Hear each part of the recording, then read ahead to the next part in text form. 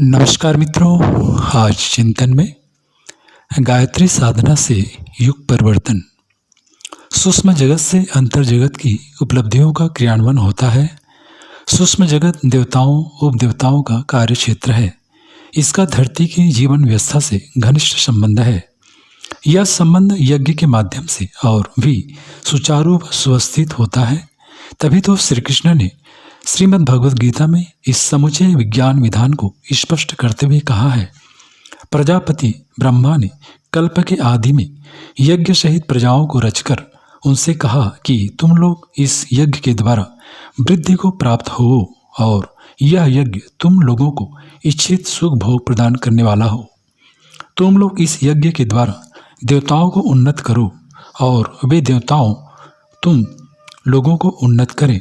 इस प्रकार निस्वार्थ भाव से एक दूसरे को उन्नत करते हुए तुम लोग परम कल्याण को प्राप्त हो जाओगे।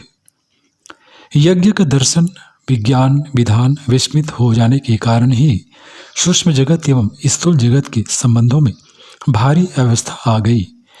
इसी वजह से जीवन चक्र व सृष्टि चक्र गड़बड़ा गया।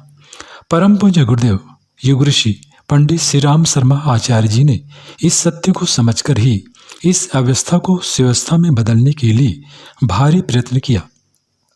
उनके दशकों तक किए गए इस श्रम प्रयास का ही परिणाम घर घर में गायत्री और यज्ञ के रूप में दिखने लगा, लेकिन अभी भी बहुत कुछ बाकी रह गया था। अंतर जगत सूक्ष्म जगत एवं बाह्य जगत के टूटे बिखरे सूत्रों को फिर से जोड़ना था। इनकी अवस्था को सुव्यवस्थित करना था। आसुरी अंधियारे एवं उपद्रवों के साथ यह सब कुछ सहज न था। इसी उद्देश्य के लिए उन्होंने सन 1990 की गायत्री जंत्री को शरीर छोड़ा। इससे पहले इसी वर्ष की यानी कि 1990 ईस्वी की बसंत पंचमी को सभी गायत्री परिजनों को आग्रहपूर्वक बुलाकर भेंट मुलाकात की और भावी योजना को स्पष्ट करते हुए लिखा। बसंत पंचमी पर महाकाल का संदेश।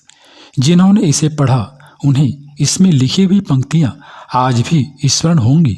इस पत्रक में उन्होंने लिखा था कि वर्ष 2000 ईस्वी के बाद हम ब्राह्मी चेतना के साथ एकाकार होकर कार्य करेंगे। ब्राह्मी चेतना जीवन व जगत की सर्वोच्च कक्षा है। यह अंतर जगत का उच्चतम तल है। यहाँ रहकर जीवन व जगत की सभी परतों को सुधारा संवारा जा सकता है। उनके इसी साधना सत्य को बताने समझाने के लिए इस विशिष्ट लेखमाला में अंतर जगत सूक्ष्म जगत एवं बाह्य जगत की चर्चा की जा रही है, ताकि अपने सभी परिजन अपने आराध्य की सत्वर्षी साधना का अर्थ व मर्म जान सकें।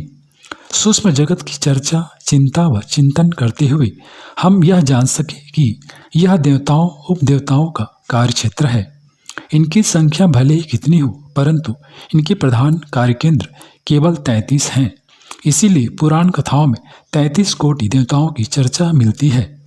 अगर इन 33 की गणना की जाए तो पहला 11 रुद्र, दूसरा 12 आदित्य, तीसरा अष्टवसु एवं चौथा 2 अश्विनी कुमार, यानी कि कुल मिलाकर 33 की गणना पूरी होती है।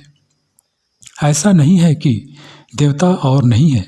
ब्रह्मा विष्णु शिव वायु कुबेर धन्वंतरी आदि भी महत्वपूर्ण देवशक्तियाँ हैं, जिनके अपने अपने महत्वपूर्ण कार्य हैं। ये सभी कार्य यदि सुव्यवस्थित रीति से संचालित हो सके तो धरती पर मानव जीवन कभी भी संकटापन्न न होगा। हालांकि धरती का जीवन विषम विपन्न एवं विषमय है।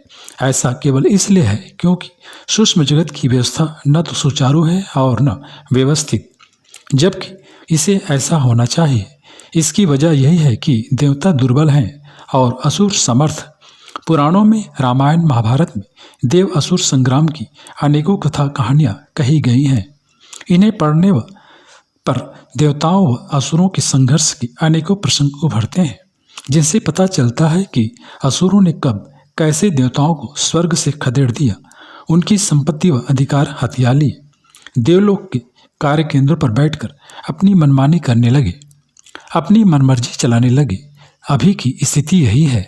तभी तो मानव के क्रियाकलाप आसुरी हो चले हैं। तन मन जीवन सभी में इनका प्रवेश हो गया है।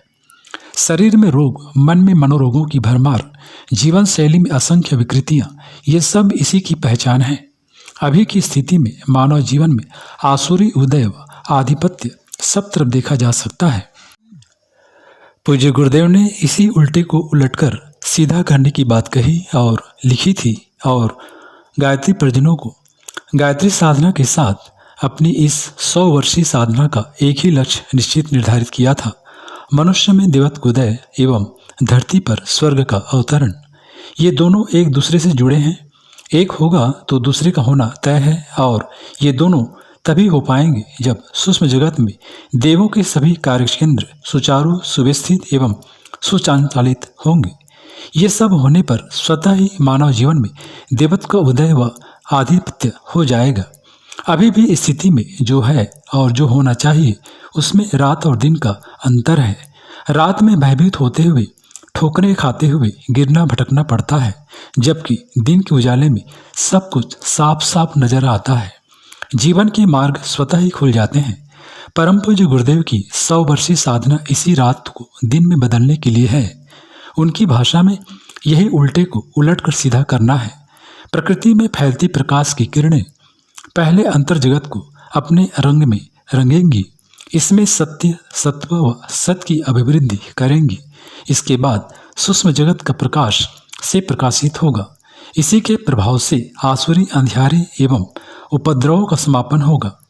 देवों को अपना खोया हुआ वैभव एवं विभूतियां प्राप्त होंगी और मनुष्यों को देवों का संपर्क, सानिध्य व संयोग मिल सकेगा। ऐसा होने पर अव्यवस्था सुव्यवस्था में बदलेगी। मनुष्य में देवत्व का उदय एवं धरती पर स्वर्ग के अवतरण के सुअवसर बनेंगे। अभी की स्थिति में यह सब अकल्पनीय एवं असंभव लगता है। जो हालात अभी के हैं उनमें से सारी बातें हास परिहास जैसी लगती हैं। सब का सब हास्यास्पद लगता है, लेकिन आज़ादी का अमृत महोत्सव मना चुके हम लोग अपने बुजुर्गों से पूछें तो ये बताएंगे कि कभी देश की स्वाधीनता की बातें भी हास्यास्पद लगा करती थी। राजे रजवाड़ों, जागीरदारों, जमींदारों के वर्चस्व की समाप्ति भी कभी ऐसे ही हास्यास्पद लगा करती थी, लेकिन तब वह सब असंभव लगने वाला संभव हुआ और अब आने वाले वर्षों में यह असंभव भी संभव होगा। स्वाधीनता एक दिन में नहीं मिली थी, उसे पाने में भी लगभग 100 वर्षों तक खपना पड़ा था। इसके लिए भी 100 वर्षों की कठिन तप साधना को संपूर्ण होना है। प्रश्न किसी एक व्यक्ति अथवा एक परिवार के भाग्य और भविष्य का नहीं है। बात समुची धरती और संपूर्ण मानव जाति के भाग्य व भविष्य की है। इसीलिए इसमें इतना समय लगना था। इसलिए यह लगा अब तो आने वाले समय में बस उज्जवल भविष्य के परिणाम प्रस्तुत होने हैं। महीनों तक धरती पर जब स्वर्ग सूर्य की तपन से तपती है, तब उसे वर्षा के मेघों की छाया मिलती है। तभी वर्षा की बूंदें तपती तरसती धरती की प्यास बुझाती हैं और तब जो धरती गर्मी के दिनों में सूखी बंजर लगती थी, उस पर हरियाली छाने लगती है। मित्रों, कुछ ऐसा ही युग परिवर्तन का परिदृश्य अगले दिनों धराधाम पर दिखने वाला है। सूक्ष्म जगत में फैलता प्रकाश धरती पर भी देवों की अमृत वर्षा के रूप में अवश्य अनुभव होगा। बस इसके लिए सूक्ष्म जगत को सुव्यवस्थित होने और बाह्य जगत से इसके सूत्रों के सही होने पर भर की देर है, जिसे इन दिनों तीव्रता से किया जा रहा है।